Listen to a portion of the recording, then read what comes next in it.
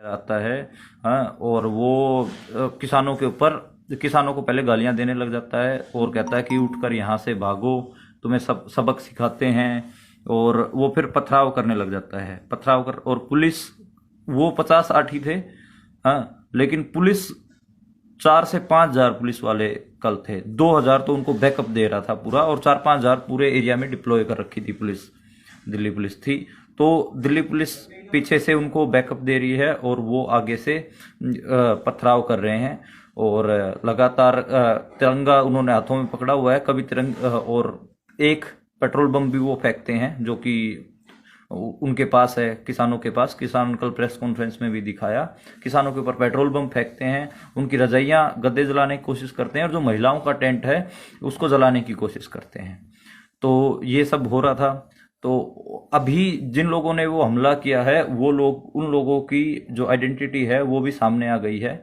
और साथ में दिल्ली पुलिस का रोल भी मैं आपको दिखाऊंगा, और साथ में जो मीडिया ने आज रिपोर्ट किया अखबारों में वो भी मैं आपको बताऊंगा। जो खास नमस्कार, मैं मनदीप हूं और मैं एक पत्रकार हूं पेशे से। और मैं कल सिंघू मोर्चे पर, जो किसान मजदूर संघर्ष कमेटी है, उसके स्टेज पर था जब दंगाइयों ने स्टेज के ऊपर हमला किया, किसानों के ऊपर हमला किया।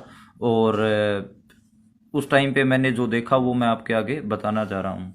असल में 50-60 लोगों का एक ग्रुप आता है जो तिरंगा लेकर आता है।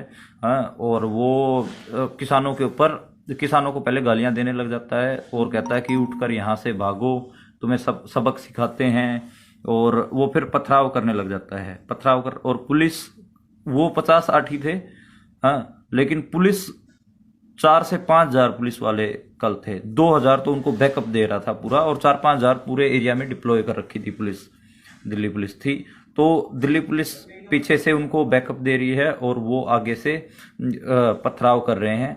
और लगातार तिरंगा उन्होंने हाथों में पकड़ा हुआ है, कभी तिरंगा, और एक पेट्रोल बम भी वो फेंकते हैं जो कि उनके पास है, किसानों के पास। किसान कल प्रेस कॉन्फ्रेंस में भी दिखाया, किसानों के ऊपर पेट्रोल बम फेंकते हैं, उनकी रजाइयां गद्दे जलाने की कोशिश करते हैं, और जो महिलाओं का टेंट है उसको जलाने की कोशिश करते हैं।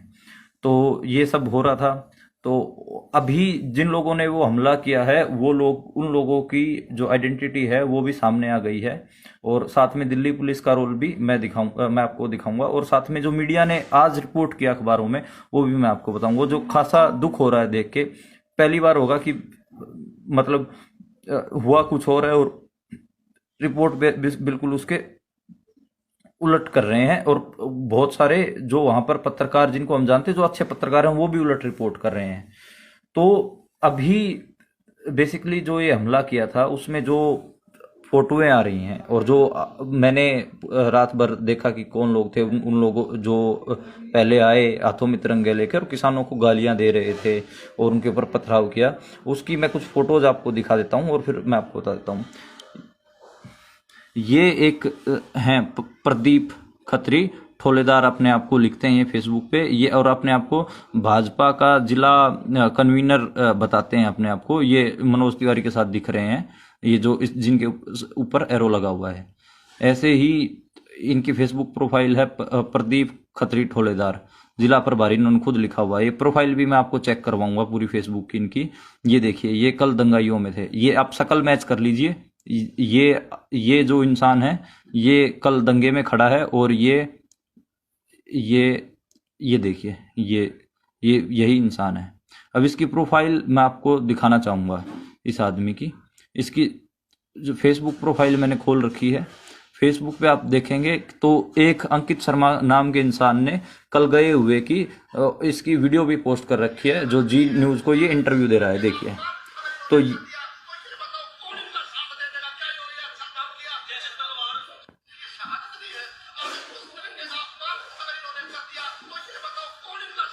ये देख ये देख लीजिए कि ये कह रहा है कि कौन इनका साथ देगा। ये इसकी आप प्रोफाइल चेक करेंगे तो इसकी प्रोफाइल पे खूब दिख जाएगा कि ये कौन सी, प्रदीप खत्री ठोलेदार, और ये बीजेपी का, ये गणतंत्र दिवस की बधाई दे रहा है।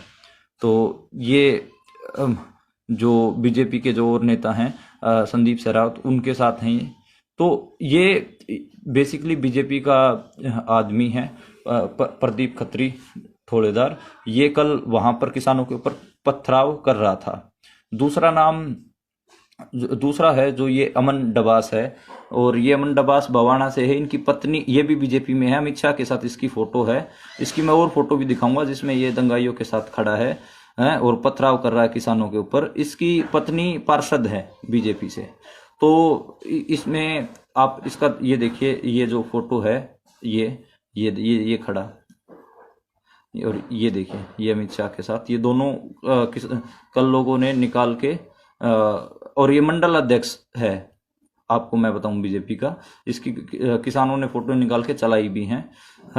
और जो ये अमन डबास है जिसकी हम बात कर रहे हैं, ये भी कल पथराव कर रहा था। मैंने खुद अपनी आंखों से इसको देखा है पथराव करते हुए। और ये जैसे चूंकि मैं इन गांव से जुड़ा हुआ हूं, तो दिल्ली पुलिस 26 तारीख को जो यूथ है, वो जो रूट था सरकारी जो दिल्ली पुलिस ने दिया था उसके ऊपर नहीं जाना चाह रहा था। उसका एक रीजन ये भी था कि यूथ को, जो किसान यूथ है, उनको पता चल गया था कि उनके ट्रैक्टर पे पेट्रोल बम मारेंगे बीजेपी वाले, बवाना से निकलेंगे, और उसमें इस अमन डबास ने तैयारी कर रखी थी पूरी। और दिल्ली पुलिस इनका साथ दे रही थी। ऐसा मुझे बहुत सारे बवाना के लोगों ने भी बताया। उनकी वीडियोस भी मैं आपको जारी करूंगा, जो बवाना के लोग बता रहे हैं वो वीडियो भी मैं जारी करूंगा आपके आगे। अब दूसरा मैं ये फोटो दिखा देता हूं, जो मैंने प्रोफाइल फोटो भी लगाया है। ये सरदार हैं, इसको देखो पुलिस ने पूरे जूतों से रौंदा है, और इसको बालों से घसीट कर लेके गए हैं, नंगा करके बुरी तरीके से पीटा है। और उस वीडियो में आप देखेंगे जो पथराव करने वाले थे वो भी इन सरदार को कूट रहे हैं। ये असल में ये वॉलंटियर था, इसको खींच के, इसके हाथ में तलवार थी। जो SHO तलवार नहीं, बेसिकली जो ये अमृतधारी सिख था, तो तलवार कह लीजिए या कृपान कह लीजिए। वैसे पंजाबी में कृपान कहते हैं, हम हिंदी में छोटी तलवार कह सकते हैं। तो कृपान थी इसके हाथ में। जब वो SHO इसको खींच के लेके आ रहा है, अलीपुर वाला जिसके हाथ में चोट लगी है, तो खींच के लेके आ रहा है तो उसके हाथ में चोट लगती है, और इसको खींच के दंगाइयों को सौंप दे रहा है। दंगाई इसको पीट रहे हैं इस लड़के को, और पुलिस वाले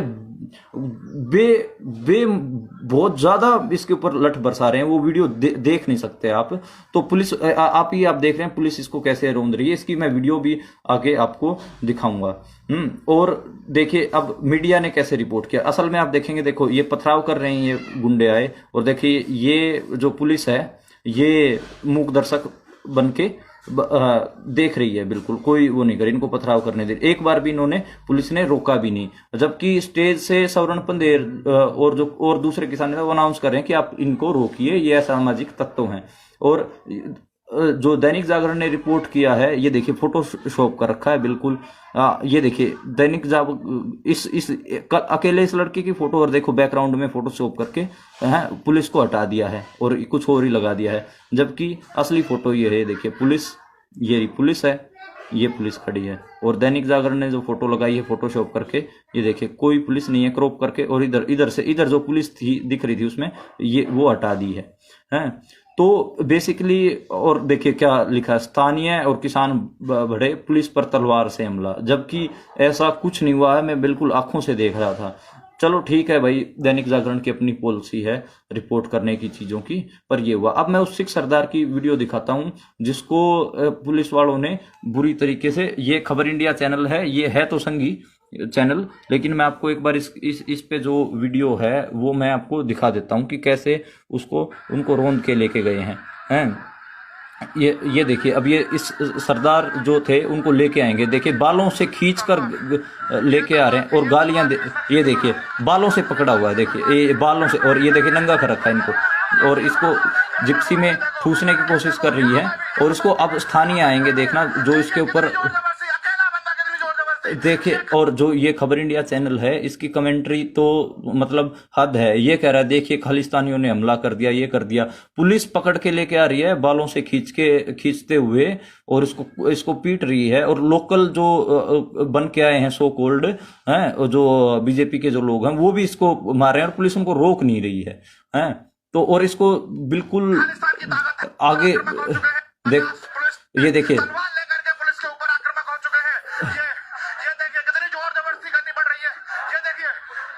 आप देख सकते हैं कि यहाँ पर एक इंसान के लिए 50 पुलिस वाले रोकने में लगे हुए हैं, परंतु रुकने का नाम नहीं ले रहा है। हाथों में तलवार थी और पुलिस के ऊपर आक्रामक हो जाता है।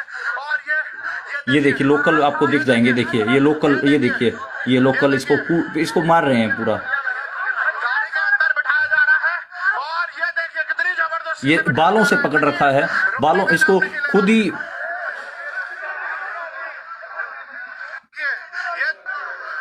और ये देख सकते हैं, देखिए हुई है, घायल हुए,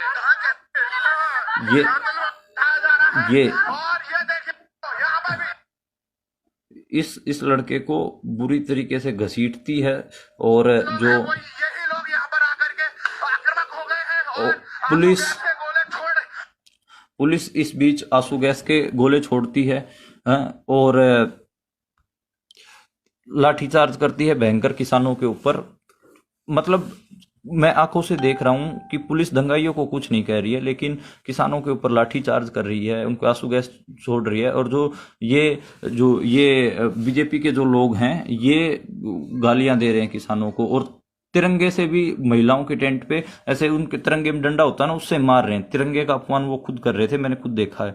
और महिलाओं की जो टेंट था उसमें रजाइयों को जला के इन्होंने फेंका। आप सोच के देखिए कि महिलाओं के टेंट को इन्होंने जलाने की कोशिश की है जो बीजेपी के लोग हैं। अब आप मेरा सिर्फ और सिर्फ इतना है कि मीडिया क्या रिपोर्ट कर रहा है। अभी तो खैर शांति है, वहां पर किसान जुट गए हैं बहुत सारे, और हरियाणा पंजाब से सपोर्ट आई है बहुत ज्यादा।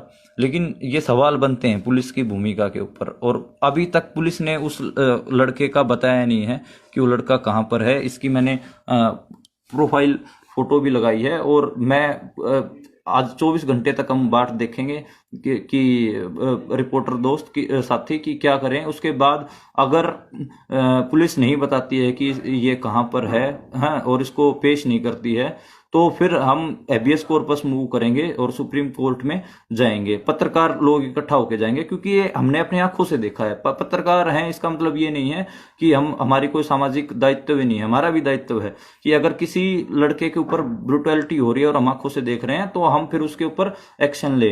हम हैबियस कॉर्पस मूव करेंगे सुप्रीम कोर्ट में। मेरी और पत्रकार साथियों से बात हुई है, कुछ वकीलों से बात हुई है। अगर 24 घंटे में, अब थोड़ी देर में 3 बजे 24 घंटे हो जाएंगे, 3 बजे तक अगर दिल्ली पुलिस प्रेस कॉन्फ्रेंस करके इस सरदार जी का हाल नहीं बताती है, तो फिर हम हैबियस कॉर्पस मूव करेंगे और पूछेंगे कि वो लड़का कहाँ है, किस हालत में है, और उसके साथ इतना बुरा बर्ताव क्यों हुआ। तो ये सारी चीजें जरूरी हैं। सिविल सोसाइटी के जो लोग हैं उनसे भी हम बात कर रहे हैं। तो बेसिकली आपको ये समझना है कि मतलब ये दिखा ये रही है बीजेपी कि स्थानीय लोग हमला कर रहे हैं, जबकि ऐसा नहीं है। बीजेपी के खुद लोग हमला कर रहे हैं। और अगर उस दिन दिल्ली पुलिस के बताए हुए रूट पे ये चले जाते बवाना की तरफ, तो किसानों के ट्रैक्टरों पे पेट्रोल बम मारने की पूरी तैयारी थी। खुद बवाना के लोगों ने मेरे को रिपोर्टें दी हैं, और उनकी वीडियोस भी मेरे पास है बवाना के लोगों की, जिन्होंने मेरे को बताया है कि ये 26 जनवरी को ट्रैक्टरों पे पेट्रोल बम मारते। और वो असल में बवाना के लोगों ने, जो आंदोलित किसान है, उनको भी बताया कि भाई दिल्ली पुलिस के बताए हुए रूट पे मत आना, वहां पर पेट्रोल बम लेके छतों पे बीजेपी के लोग खड़े हैं। तो आप इसीलिए रिंग रोड की किसान बार बार डिमांड कर रहे थे और रिंग रोड पे जाना चाहते थे। तो ये एक कंक्रीट सी चीज है जो मैं लगातार देख रहा हूं, आपके साथ शेयर कर रहा हूं। और कल जिन किसानों के मतलब सर फूटे हैं, हाथ टूटे हैं, उनके प्रेस कॉन्फ्रेंस जब हुई तो मैंने वहां से कवर किया और एक छोटा सा इंटरव्यू करने की भी कोशिश करी है। उनकी कहाँ चोट आई है, कईयों के हाथ टूटे हैं, कईयों के कुछ हुआ है। तो लगभग 15 गंभीर रूप से घायल हैं, 50 के छोटी मोटी इंजरीज हैं जो मैं अभी तक गिन पाया हूं किसानों के।